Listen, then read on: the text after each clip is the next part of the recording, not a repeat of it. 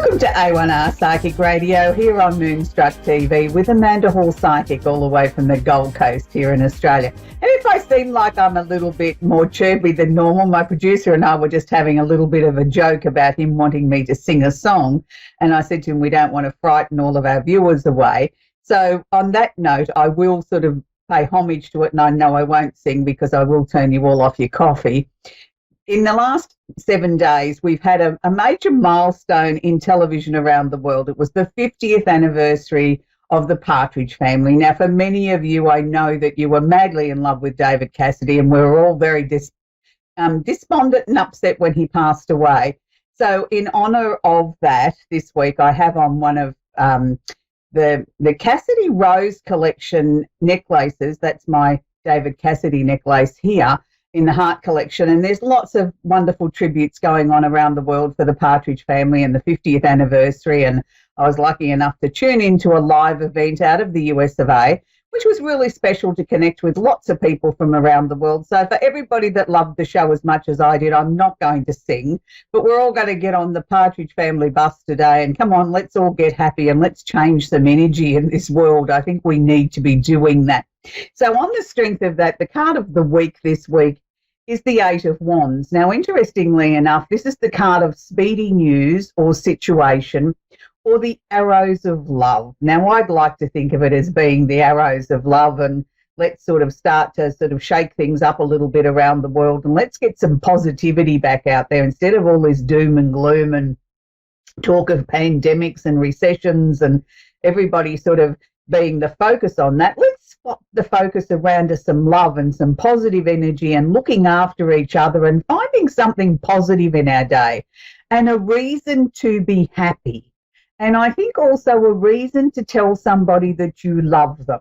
And you don't have to be in love with someone to tell them that you love them, that you care for them, that you think of them often, and that you're so pleased that they're in your life. And I think that's the thing that we've all probably lost sight of, is the fact that love does make the world go round. I know money makes it a little bit easier, but if you don't have love in your life, or if you don't love what you do or feel comfortable in a loving environment, then that can make the world, your personal world, an awful lot harder to deal with. So let's sort of try and bring in the next 7 days some speedy news or situation, but more importantly, the arrows of love. Let's be a little bit like firing arrows out into the universe of love. You know, there was a song that goes way, way back, Little Arrows in the Air. I've heard that a few times in the last week on cable TV. So I think it's a sign that we all need to bring a little bit more love into our lives.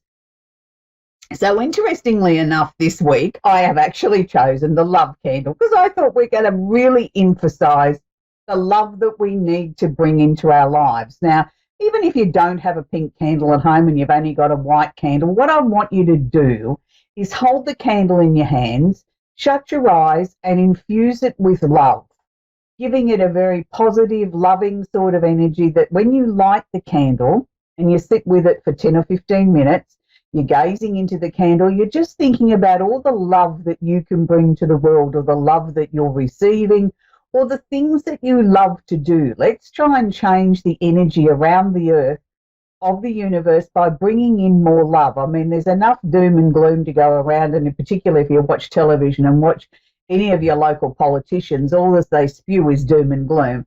So let's try and sprinkle some love dust on them. Maybe that might make the world a better place if we had some more love going on with our politicians at the moment. So that's the love candle. So we're going to get down to the astrology section, and it's always interesting to me as an astrologer, and I've been working with and studying. I keep saying studying because I don't think you ever stop learning astrology for close on 40 years now, and it never ceases to amaze me that how the influences of what's out there in the solar system can affect us here on Earth and affect our moods, affect the way that we make decisions, and more collectively as a globe of people, how it affects all of us. And I'm not talking about the faster moving planets, the ones that, you know, change signs very quickly, like the moon changes signs every 2.5 days. Yes, that has a major effect on us as well, because that's what governs our emotions. It's like the ebb and flow of the tide. And the sun is very important too, because that's where we get our sun sign from, and the sun stays in a sign approximately a day. The sun's in each day of the zodiac for one day at a time. So yes, they're both very fast moving, but it's more the outer planets that I think have the bigger long range effects on us. And we need to be very aware of that these things are really, really important and govern how we sort of feel overall or collectively. So this week, yes, we do have holding hands in Pisces. We have the moon, which is the planet of emotions that we just spoke about, positive or negative. We have Neptune, the planet of illusion or delusion. Now, a lot of people sort of misconstrue Neptune. Neptune's where we get our creativity from. If we don't have the ability to daydream or to sort of wander in our mind a little bit, which some people sort of see that as a waste of time, I don't. I think it's where our creativity comes from. It's where our new and innovative ideas come from. So we all need to be able to do that from time to time. And what's known as one of the Arabian parts, which is the part of fortune. So this is where we look for improvements in our life, not necessarily a fortune as in money, but where we can improve our fortunate life. Now, these three situations, or planets, luminaries and Arabian parts, are all sort of holding hands together in Pisces, which Neptune governs Pisces, so it's very comfortable back there in its own energy. Now, in astrological terms, Pisces is seen as the last or the final sign of the zodiac. Some people affectionately call it the dustbin. I don't look at it as that way, as we're going to throw things out with the trash. I look at it in a very different way. I look at it as collectively, we've got the power, the energy, we've got the wisdom, we've got all the positives and negatives of the previous 11 signs all coming together in a point of culmination together in Pisces that says we can almost be a little bit like a magician and create anything that we're looking forward to or anything that we want to do. So I'm looking at this as asking you to search your soul over the next couple of days of what makes you tick emotionally. What can you bring into your life that may be a creative, a new, a different way of looking at things, or just ramping up something that you've forgotten about or you haven't had time to focus on, because after all, this year has been a very chaotic year in more ways than one. And ask yourself, will this make you feel as if you've got your own fortune? If you're going in the right direction to bring your life more into balance than what you had. Now, for some of you, that may be ramping up going back to work or looking at work in a different way to the way that you used to. Maybe you're not able to go back into the place of employment and have had to work from home and reorganise yourself and reorganise your family life, and looking at how does this work now in my new modern way of looking at things. And for a lot of people, the answer's been, wow, this has been great. I've had an opportunity to spend more quality time with the family. I actually feel my body's not as tired. I don't feel as stressed. I'm actually getting more work done because I've got a better work-life balance. I'm not in the car and driving to work for a half an hour to an hour. So, you're cutting down your commute time, less wear and tear on your motor vehicle and, medical expenses and things like that, and car expenses and all those sort of things. So for lots of people, this is going to be their part of fortune, where there's going to be an assessment or a reassessment of what's going to become your new normal moving forward. Now, I know there's lots of people that can't work from home if you work in a service industry where you rely on customers coming in and being served. But for many people that work in officey type of environments or IT departments and things like that, there may just be a new work-life balance where you only go into the office a day or two a week and the remainder of your work week will be worked remotely. And I think this is a good way because it's starting to help the planet rebalance too. If you think of, if we're taking a certain amount of motor cars off the road, then that's less pollution, less global warming. Plus, we're also reconnecting with the things that are more important. And I can't tell you how many people that have told me they've rediscovered the art of cooking, that they're actually preparing meals from scratch and enjoying it and enjoying the taste of getting back to basics and knowing what's in their food. And a lot of people have started growing their own fruit and veggies in the back garden or even on their balconies. So it's a really been an enlightening time and a time of rebalance. And this is what part of this pandemic, I believe, is about, is asking us to reconnect with ourselves, reconnect with the people that are important to us, find what is our new normal, what works for us. I know for me personally, not a lot's changed in my life because I'm always fairly busy. But yes, I've had to make a few changes during the pandemic. I don't walk out the door quite as easily now as I used to. I stop and I think, is this necessary? Where am I going? Is it safe to go? What do I need to take with me besides hand sanitizers, a mask and some antibacterial wipes? And do I really need to venture into that environment? So I suppose it's brought that to all of us, that we stop and we think now whether it's actually important that we step out the door, we hop into our motor cars, or we go for that walk to that shop or that destination. Do we really need to do so? And now we sort of tend to try and multitask and do as many things as we can in one situation. Instead of going 5 times a week to the shops, we might go once. So all these things are having an impact on the environment because we're using less resources. But I also think it's better on our bodies as well, because we're allowing our bodies to not be in this constant fast-paced mode, that we're actually thinking about what we're doing.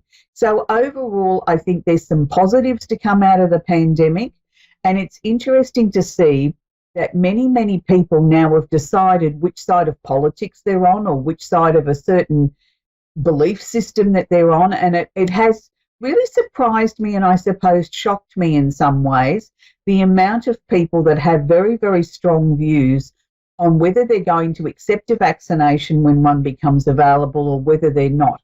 Again, it's not for me to tell you what to do. It's a very personal choice. But what I'm suggesting to you is search your soul and make sure that whatever decision you make is right for you, that you're not being like a sheep and following the crowd. I personally believe in vaccinations. I believe that, you know, if it's right for you, then that's the road that you should go down. I mean, I'm not an anti-vaxxer by any stretch of the imagination. But by having said that, I'm not the sort of person that does something blindly either. I believe everything in balance. I mean, for many, many, many years, I've been a firm believer in complementary therapies and the natural approach to things, and sort of being very aware of what you put into your body and try and minimise anything that's toxic to your system. But I think that we have to look at complementary and orthodox medicine must go hand in hand. We have to sprinkle some common sense into this, and we have to do what's right for ourselves and not necessarily push our views onto anybody else. And that's something that I really want to emphasize, is that so many people are so passionate about what they believe is the right answer to vaccination or anti-vaxxing, and they try and shove it down other people's throats. But you've got to understand that they have a right to make their own choices for what they believe is right for them. And I think that's really, really important. And the same goes for politics. That, you know, if you're on one side of politics or on the other side, or you sit somewhere in the middle, that's your right. You don't necessarily have the right to jam it down someone else's throat. I know here in Australia, we've got elections flying all over the place, you know, local, federal, state. Oh, we haven't got the federal one just yet, but state elections and elections going on everywhere. And it's interesting to see how people all of a sudden become very divided over, you know, your party's better than mine or mine's better than yours. And it's like, oh, for heaven's sake, you know, isn't it supposed to be a personal decision that we don't necessarily slam it all over social media what our preference is? That's a personal choice that you make in the way that you vote. And I know in the US that they're going into their first round of their debates, and I'm sure that's going to be very interesting. I'm going to watch it a bit later because I like watching those sort of things. I think you learn a lot about people and their motives. But it's interesting to see how everybody has a different opinion on things, and that's what makes the world go round. So we do have some shifts this week. We've got Chiron, the planet of the wounded healer, which is actually sitting in opposition to the sun in Libra. So this is asking us to really bring into balance what we see that we need. What is going to make us heal? What is going to make our heart sing? Where are we going? What do we want out of life?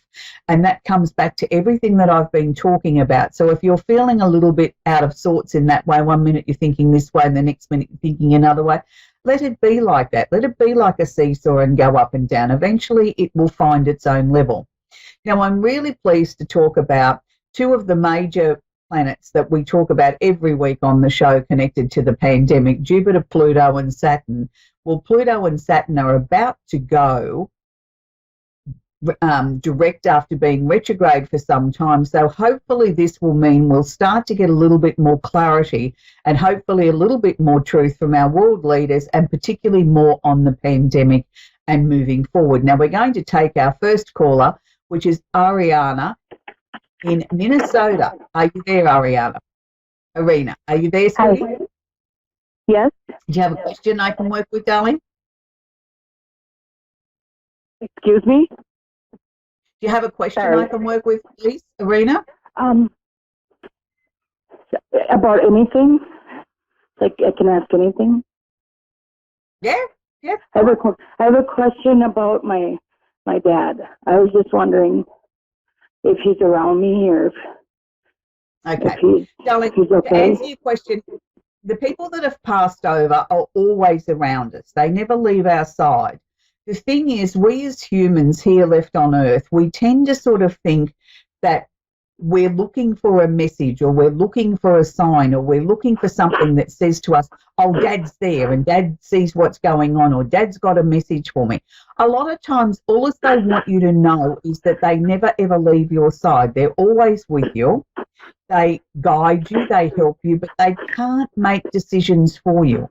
And I think that's a really important thing to understand, that if you've got issues or situations in your life, yes, of course you can ask Dad for some answers or some guidance, and just go with whatever comes into your mind first thing in the morning as being a direct message or a direct input from your dad, because you've asked him the night before you went to sleep for an answer or some guidance on the situation in your life that you need help with. But understand it's not their role to live our lives for us. And I know your dad's around you all the time. He keeps showing me that you've been in tears a little bit too much lately. Is that sort of just you're releasing a lot of old emotions, or are you still struggling with his passing? I'm still struggling with his passing. Well, that's okay, sweetheart. I mean, yeah, look, there's no set time that all of a sudden the pain disappears. It doesn't. It stays with you for the rest of your life. But it's a different way that I suppose of how we handle it or we deal with it. And, you know, darling, I believe there's a certain amount of tears that are allocated to be cried for each passing. So don't try and stop it. If you feel like having a good cry, then that's what you need to do. You need to not try and stop that, or, you know, have someone else say, there, you know, dry your tears. Well, it's not up to them to say that. If you feel that emotion, it needs to be shared. It needs to be released, sweetheart. I know he's around you, and your dad just, you know, he keeps showing me he was wiping your tears away. So I'm taking that from him, that he wants to see that, you know, in time the tears will stop and that beautiful smile will come back to your face that he loved so much. And that's what you need to know. He hasn't left you, darling. He's always with you. I hope that helps you, sweetheart. Thank I hope that's helped, sweetheart. You're very, very welcome. But just, you know, talk to him. Have a conversation with him out loud. He might be able to answer you with a conversation that you can, you know, say, oh, that's Dad's voice. But you'll just feel comfort out of that because he is listening. He is there for you, sweetheart. So that's where we've got to leave Ariana. We're going to go to Leanne in Los Angeles. Are you there, Leanne? Yes, I'm here. Hi. Hi, sweetie. Do you have a question for me, darling? Yes. I had a lot going on in my mind. I'm a little better today, but still, there are a lot of like insecurity for future. Somebody said I might have some bad luck at the end of this year. You know, so it's kind of like my mind is a little busy these days. I thought a lot of good stuff was going to happen in September, but I mean, good stuff happened, so I'm grateful. Mm-hmm. I'm just curious, like, where am I heading right now? Okay, Leanne, the first thing that they're showing me is I feel that there's a lot of endings and changes going on around you at the moment. And when we have such massive shifts of energy in our life as I'm picking up around you, it sometimes can rattle our cage a little bit, that we feel insecure, we feel uncertain, we sort of start to second guess everything, we question everything more than what we normally would. And we start to sort of feel a little bit of fear in there, sort of thinking, gee, I don't know whether I'm doing the right thing. Maybe I better go back and triple check that. And look, I'm not saying all of those things are wrong. What I'm saying is just go with the energy. Don't try and harness it, stop it, prevent it, speed it up or slow it down. Just let it go at its own natural pace. Look, I appreciate not everything went the way that you would have liked it to have gone in September. But what they're showing me is behind the scenes, there was actually a lot more progress than what you can measure in the conscious part of your mind. So there's a lot more that's actually happened that was setting things up for things to unfold in the next couple of months, particularly the next 3 months. That's like put you ahead of the game, even though you can't sort of see that. So is there question marks around a job situation and where you're living at the moment? Because I keep seeing question marks around those two areas of your life. Yes. Yeah. Somebody mentioned that I might be moving, but it might be because of a negative reason, and I'm not sure like when I'll be working. And I thought I was going to meet my soulmate in September, but I didn't. So. Okay, all right. Look, I appreciate that that's a little bit disappointing that you didn't meet the man of your dreams in September. But what they were sort of showing me or sharing with me first was the fact that, as I talked about the changes that were going on, but I also sort of feel that you cleared a lot of old stuff out of your mind and out of your subconscious, which was connected to relationships. And that's what I talked about, things that were actually being progressive behind the scenes, things that you can't measure that are setting you up for the future. But the first thing that they were showing me was we've got to get the job situation sorted out first. There was 2 question marks around the job. So if you haven't got work or you're looking to change your work, I feel that's the next cab off the rank. That's the next thing we need to focus on. Now, we've got a job change coming up. I feel there's also going to be a move of residence, but I didn't feel that was until early next year, sort of in the first 3 months of next year. So it's not an urgent situation. It'll be something that's in your control. It's something that you wish to do, not something you're forced to do.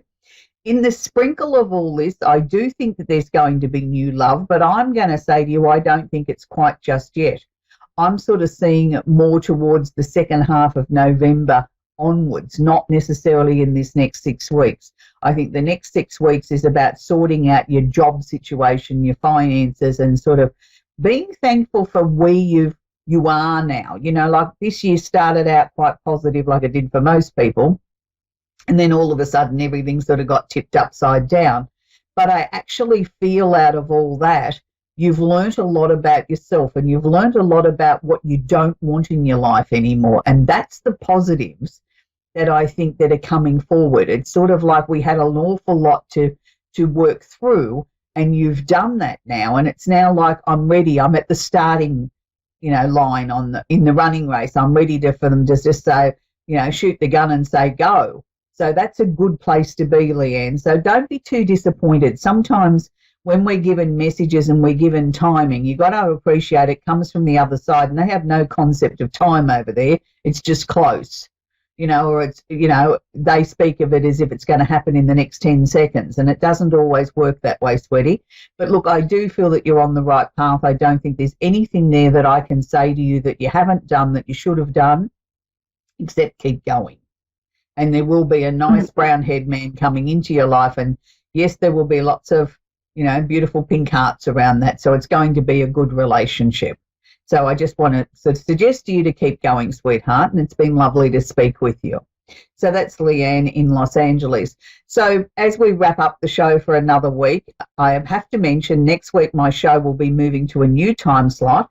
It will be half an hour past the start time wherever you are locally. So it'll be another 30 minutes past this show. My show's moving to a new time slot. And for those of you that have lost someone, it's always difficult to know whether or not they're around us. And let me guarantee you that our loved ones are always around us. They always see what's going on in our lives. And the most important thing to know is, even though they're around us all the time, they don't visit with us when we go to the bathroom or we take a shower or a bath. Our private things that happen in our lives do remain private, even from people on the other side. So that's good to know. But I think we sort of tend to expect that we're going to get some great epiphany moment, or Dad's going to come down an apparition and stand next to me and sort of give me the answers to the Holy Grail. It doesn't work that way.